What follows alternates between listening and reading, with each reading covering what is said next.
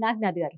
మరి నూతన సంవత్సరంలో అంటే 2026 నూతన సంవత్సరంలో మనం 12 రాశుల గురించి మాట్లాడుకుంటున్నాం. చివరి రాశి అయినటువంటి మీనరాశి వారికి ఈ సంవత్సరం ఎలా ఉండబోతోంది? 2025తో కంపేర్ చేస్తే ఈ సంవత్సరం ఏమన్నా వాళ్ళకి అద్భుతాలు జరిగే అవకాశం ఉందంటారా? ఆల్రెడీ ఏలినాటి శని ఏదో నడుస్తున్నట్టుగా కూడా అవును. మనం వింటున్నాము. మీనరాశి ఒక్క రాశి గురించి హ్మ్. అనుభవంతో సంపూర్ణమైనటువంటి అనుభవం ఆహ్, అంటే గోచార ఫలాన్ని బేస్ చేసి చెప్తారు. హ్మ్. అంటే పుస్తక పరిజ్ఞానం మొత్తం పక్కన పెడతారు. ఓకే. మీనరాశి వాళ్ళకి ఈ సంవత్సరంలో this is definitely a financial year, financial growth for మీనరాశి. అంటే వీళ్ళకి ఆర్థికంగా వీళ్ళు ఎదిగేటువంటి టైం ఇది. ఓకే. కానీ ఎప్పటి నుంచి ఎదుగుతారు వీళ్ళు? హ్మ్. ఆహ్, మే, జూన్ నుంచి చూసుకుంటే నవంబర్ వరకు మాత్రమే వీళ్ళకి ఫైనాన్షియల్ ప్రోగ్రెసివ్ ఇయర్.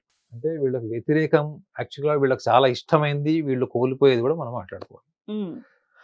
మనం ఇందాక నుంచి అనుకుంటున్నాం అది year of manifestation, year of youthfulness, హ్మ్. ఇయర్ ఆఫ్ డిటాచ్‌మెంట్, ఇయర్ హ్మ్. ఆఫ్ డ్యుయాలిటీ, ఈగోస్ అన్నీ మాట్లాడుతున్నాం కదా! అవును.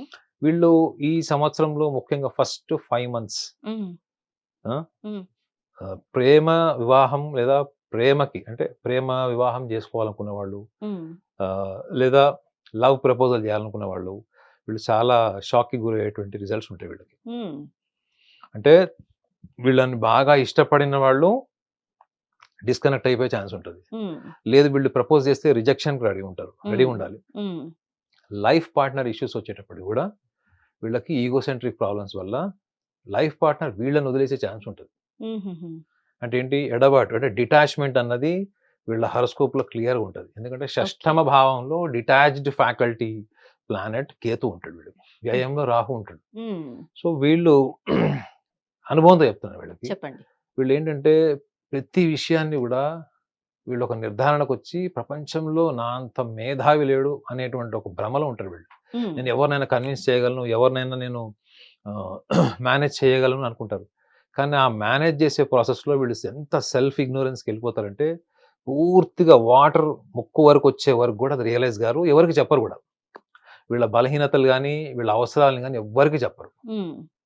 వీళ్ళు దాన్ని మేనేజ్ చేస్తూ ఎక్కడి వరకొస్తారు? పూర్తిగా ఇక్కడి వరకొస్తారు. మునిగిపోతారు. సో, ఈ సంవత్సరం వీళ్ళు గుర్తుపెట్టుకోవాల్సిందేంటంటే, ఈ సంవత్సరం వీళ్ళు చాలా సఫర్ అయ్యేది ఈగో ప్రాబ్లమ్స్‌తో సఫర్ అయితారు వీళ్ళు.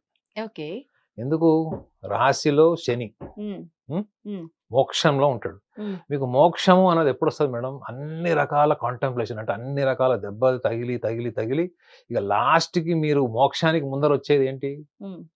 ఒంటరితనం నుంచి మీరు మళ్ళా వైరాగ్యం, వైరాగ్యం నుంచి ఆ తర్వాత నెక్స్ట్ లెవెల్‌కెళ్తారు మీరు. అవును.